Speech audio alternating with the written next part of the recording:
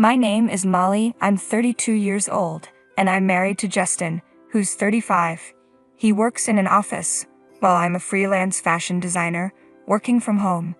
In the beginning, my career was unpredictable, filled with small bursts of excitement, but everything changed when I landed a major project with a substantial paycheck. The success allowed Justin and me to move into a high-rise luxury apartment, a place I had always dreamed of living. Since it was my idea to move into such an upscale place, I agreed to cover the rent out of my own pocket. Justin was thrilled with our new home, and I thought we had a bright future ahead of us. I never could have imagined what would happen next. One day, Justin came home with his mother, Betty. She was 65 years old and had been living alone since her husband passed away 3 years ago. "Hi, Molly." "Hi, Betty. It's been a while. What's going on?" "Well, she wants to live with us," Justin said, clearly uncomfortable. "Why?" I asked, surprised. Justin explained that her house was getting old and she wanted to move to a better place. With limited funds, she asked if she could stay with us for a while. "Oh, I see." I understood the situation, but I wasn't exactly thrilled. Our apartment felt like a cozy haven for the two of us, and I wasn't close to Betty. The thought of having her move in felt like having a stranger in our home. "Please," Justin pleaded, taking my hands. "Her house is falling apart. I'll encourage her to find a new place soon." Okay. I reluctantly agreed, thinking it would only be for a short time. A month later, Betty moved in. "Thank you so much for letting me stay in such a fantastic apartment." "No problem, please make yourself at home," I said, forcing a smile. But just as she settled into her room, she turned to me and asked, "Sorry to dive right in, but may I borrow some money?" "Money?" I replied, stunned. She had barely unpacked her things and she was already asking for a loan. I was taken aback by her straightforwardness. "Right, I've been seeing the doctor a lot lately, and it's been expensive. I just need a little help, please." "How much are you asking for?" "Around $300 for now." Given her age, I figured it was normal to have some health issues and medical bills could easily pile up. "All right," I said, pulling out 6 $50 bills from my purse and handing them to her. Not long after, Justin came to me for advice, his tone uneasy, which made me wonder if it was about Betty again. "You know, we should get a new car," he said out of the blue. The suggestion was so unexpected that I nearly fell off my chair. "What do you mean?" "We just bought a car 2 years ago." "Yeah, but it's too small. I think we should get a bigger one." I was baffled. The car was perfectly fine for the two of us, or 3, including Betty. Why did he care about the size? "I mean, my mom doesn't like it." "Why?" "I don't understand." I couldn't fathom why Betty would complain about a car that had nothing to do with her. She wants something more luxurious, like a Mercedes. What? I was completely lost. "That's ridiculous. We can't afford a car like that." Who had the money to change cars for such a trivial reason? Did Betty even have a driver's license? "I'm not buying an expensive car just because she doesn't like ours," I said, firmly rejecting his suggestion. At the time, I couldn't understand why Betty cared so much about the car. Then once again, Betty approached me for money. "My medical bills have gotten more expensive, and I'm falling behind on payments. Could you help me out again?" "Should I be concerned about your health?" I asked, starting to feel uneasy. I asked her what was wrong. She paused for a moment before replying, "Not really, I've just been feeling a bit depressed and having trouble sleeping. The therapist is quite expensive." "I'm really sorry." "I see. Well, if that's the case, how much do you need?" "About $1,000 for now," she said. I blinked in surprise. $1,000? I didn't know much about therapy, but that seemed excessive. "I'm sorry," she continued. "My insurance only fully covers a limited number of sessions, and now I have to cover half of the costs." "Ah, I see. Hold on, I'll get it to you by tomorrow," I replied, still shocked by the amount. I tried to be understanding, telling myself that therapy could be costly, depending on the treatment. But even after that, she kept coming up with excuses, medical bills, transportation fees to visit sick friends, to borrow more money from me. By the time I realized it, the amount had exceeded $5,000. Even though my job was going well, I was growing increasingly frustrated. Then one day I noticed something strange. Curiosity got the best of me, and I decided to take a peek into Betty's room. What I saw left me speechless. Designer bags and wallets were neatly arranged on the shelves. I was flabbergasted. I thought she didn't have money. How could she own such luxurious items? She had borrowed so much money from me, yet she had all this expensive stuff. I started to grow suspicious about Betty's so-called medical bills. A month later, she approached me for money again, asking casually as if it were nothing. "Can you wait a moment?" I replied, deciding that this was the time to confront her. I called Justin over, who seemed oblivious to the situation. "I want to take this opportunity to ask you, Betty, what exactly are you using the money for?" "Molly, what's going on?" Justin asked, clearly confused by the sudden question. "You know, my therapy sessions, prescriptions, and," she started to say, but her voice trailed off. "Not just those, right? You've been buying designer clothes, bags, and other expensive items, haven't you? Are you even really seeing a therapist?" "Of course I am," she insisted. "Then show me the receipts. You must have them, right?" "Well," she stammered, unable to say anything more when I pressed her with such a direct question. It became clear to me that she wasn't spending the money on her well-being, but on something else entirely. "Wait a second, what are you two talking about?" Justin asked, still baffled. "Betty has been squandering the money she borrowed from me," I explained.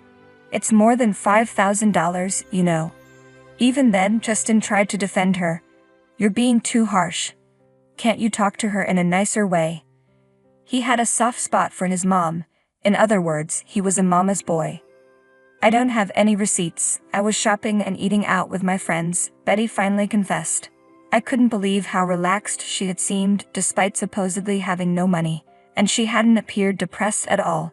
"If it was all a lie, then pay me back right now," I demanded. Betty looked at me with pleading eyes. "Wait, I can't come up with that amount right away." I had reached my limit. I pointed toward her room and said, "You've got all that designer stuff in there. Resell it all. Otherwise, please move out." Justin immediately jumped in to defend her. "Hey, you're being so one-sided. She deserves a little luxury too." "Luxury? I wouldn't call spending money you've borrowed a luxury. More than $5,000 down the drain. It's like a scam." "You're being disrespectful," Justin snapped. "Don't act so arrogant just because you're paying the rent here. If you're not happy with this, you can get out." "What? That's ridiculous." I was boiling with anger, feeling like steam was about to shoot out of my ears. I glared at him furiously. "Did I say anything wrong?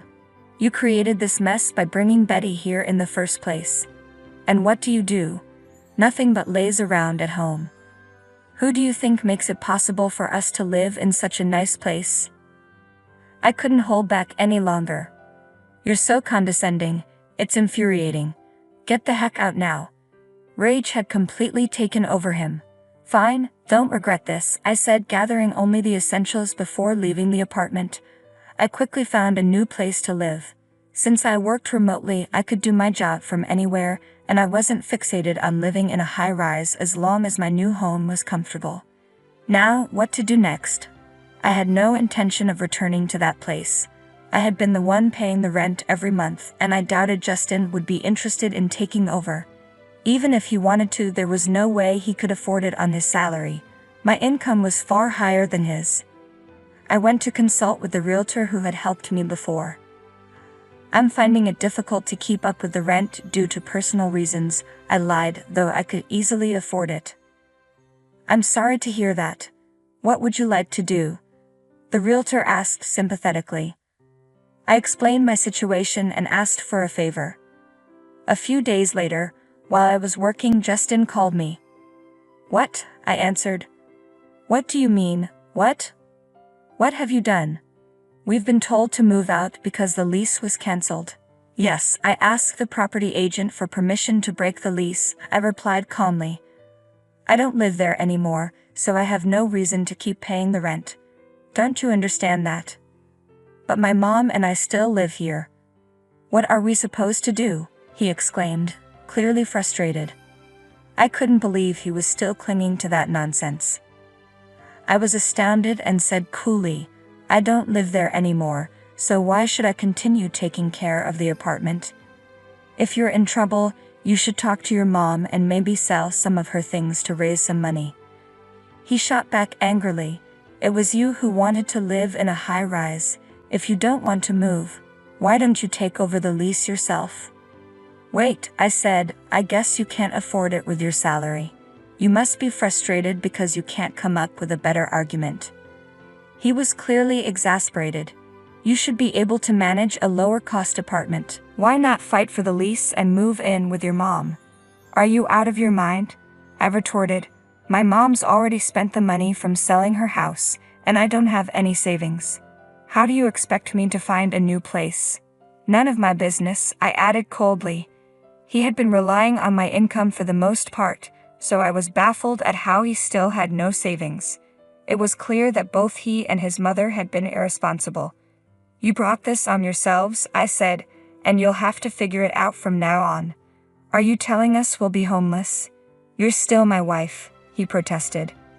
"I told you, figure it out yourself. I'm done with this. Goodbye." I hung up on him. A few minutes later, my phone rang again. It was Betty. "Melly, I'm really sorry. I promise I'll pay you back. Please don't kick us out," she begged, her voice trembling with tears. I was taken aback and felt a pang of sadness. I didn't want to teach an older person a lesson, but the reality was harsh. You need to live within your means. If you have a limited retirement income, you should adjust your lifestyle accordingly. If you want a higher standard of living, you need to work for it. As a freelancer, I understood that achieving a certain lifestyle required hard work and financial independence, not relying on others. "Really sorry," Betty said, still crying. "Please don't let us be out on the street." "I'm sorry," I replied coldly, "but the apartment has already been leased to someone else. You really do need to move out. This is a matter of regulation." Ended the call and later heard from the realtor that Justin and Betty had begged him to let them stay, but he informed them that a new tenant was moving in soon, and they had to leave. Even if they had stayed, Justin's salary alone would have been consumed by the rent, leaving them unable to afford anything else. It was absurd to expect me to keep paying for their housing while they relied on my support. His outburst had only added to my frustration. The situation had reached the point of no return. What an idiot, I thought. I later heard from acquaintances that Justin and Betty were struggling to find a permanent place to live. They were moving from one motel to another because they couldn't afford the broker's fee or deposit for an apartment, and no one was willing to be their guarantor. Even if they had used a guarantor service, they still needed to cover the broker's fee and deposit themselves. Betty had only worked for a short period, so her Social Security benefits were minimal. They were even having trouble affording food. They had brought this situation upon themselves. Meanwhile, I had managed to secure another major project and was becoming financially more stable. Reflecting on our marriage, I realized that depending on someone else for financial support or leaving everything to a partner is unsustainable. It only leads to pain when things go wrong. Justin and I had separated for a while and eventually divorced. Our feelings for each other had cooled, and there was no reason to stay married. Now, as strangers, I feel a sense of relief. If I were to marry again, I would be more discerning and take my time to find the right partner. A divorce taught me valuable lessons and gave me a broader perspective on life.